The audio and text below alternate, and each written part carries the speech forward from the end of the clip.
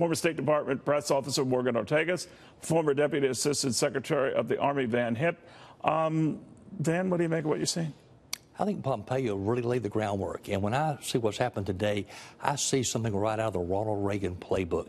Go back before Reykjavik. Go back to Geneva. It was Reagan's idea that he wanted to meet one-on-one with Gorbachev and interpreters, nobody else. The foreign policy elites were going nuts about it.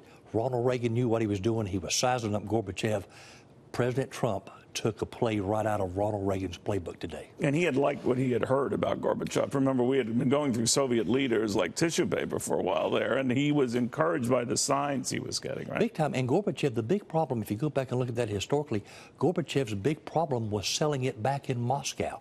He had problems back in Moscow, just like Kim has had some problems back in North Korea. Although I will say this, and with all due respect to him, who was a genius, that I remember Mikhail Gorbachev.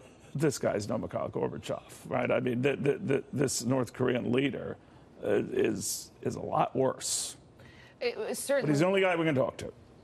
And there's so much at stake for not only the American people, but the North Korean people as well. And I think what's ultimately incredibly complicated about these negotiations is that it's not just about nuclear weapons. I mean, the thing that worries me actually more than North Korean nuclear weapons is cyber, is what they're able to do in that realm. And they have enormous capabilities. Enormous capabilities. I mean, they would be a top 4 threat. The United States would consider them, the Iranians, the Russians, the Chinese, to be top 4 in the entire world as it relates to cyber espionage against us, both against the government and against the corporate side of things. So while this is unprecedented and this is fantastic, where does the cyber piece fit into all of this? Where does the biological and the chemical weapons fit in all of this? We've talked a lot about the human rights perspective, which I think is incredibly important. But if you want to see people be free in North Korea, you're going to have some sort of negotiation. And I think Donald Trump has the challenge of a lifetime, because he has to convince the North Korean leader that he is better off without nuclear weapons. And if he can do that, he deserves everything in the world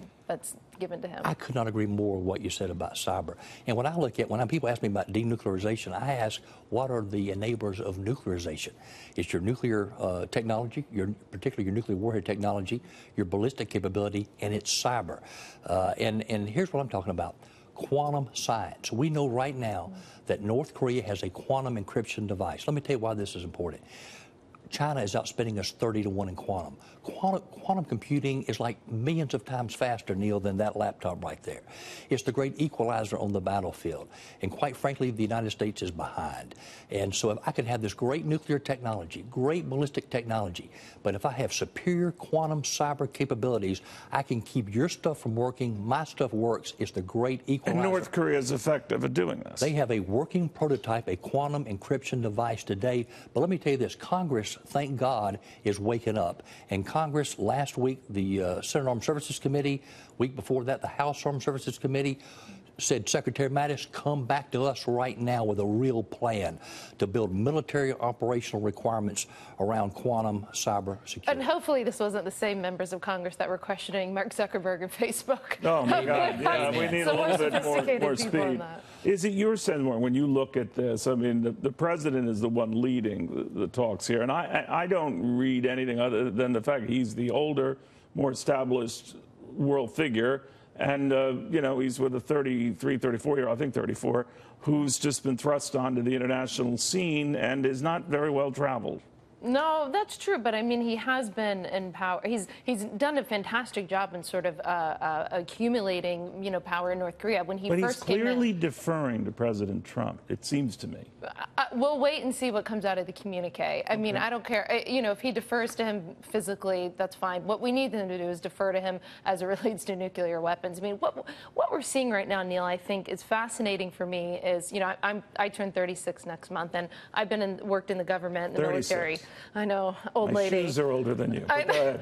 But when you think about, President Obama was right about something, even though I'm critical of his foreign policy a lot. He talked about the need for America to pivot to Asia. And because of what happened in the Middle East, you don't get to pick the challenges that happen to you in your presidency. But what happened, you know, with the Arab Spring in the Middle East took him off of that pivot to Asia.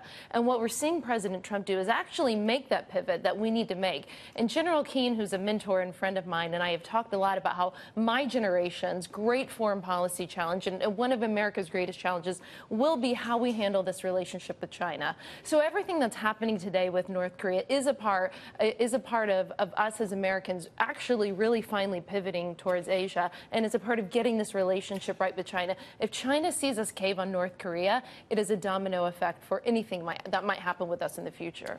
I agree. And you're 36 and you're quoting Obama talking about the pivot to Asia. I'm 58. I'm going to quote Richard Nixon. He said, seize the moment. And he said that in the 21st century, the Pacific Rim would dominate foreign policy. Boy, was Richard Nixon right. Well, I'm 37. And I know. Wow. And my birthday's next month. Oh, my gosh. Have me on for my birthday, Neil. What is going on, though, with the North Korean regime? Why are they here at this point, though? What makes them come to a table and deal with a guy who had once disparaged their leader, the Little Rocket Man, and yet here we are?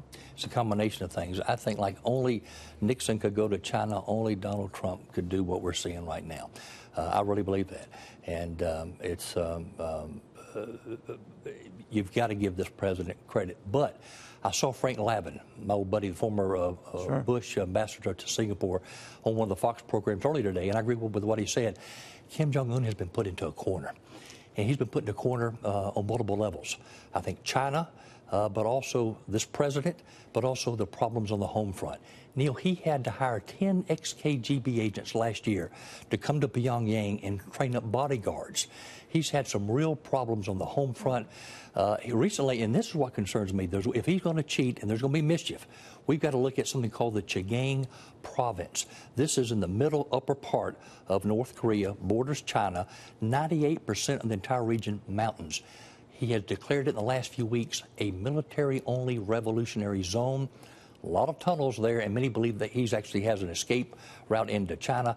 He's really concerned on the home front. And look what he did with replacing his 3 top military advisors with a new crew, much younger. But there is a conservative base he has to answer to that's very hostile to what he's doing right now, right? It's interesting that you say that because there was really not a lot of, and of course it's state-controlled media in North Korea, but there wasn't actually a lot of media in North Korea leading up to the summit. There wasn't a lot of exposure, and I think it's just been today and yesterday that the North Korean state media started really reporting this.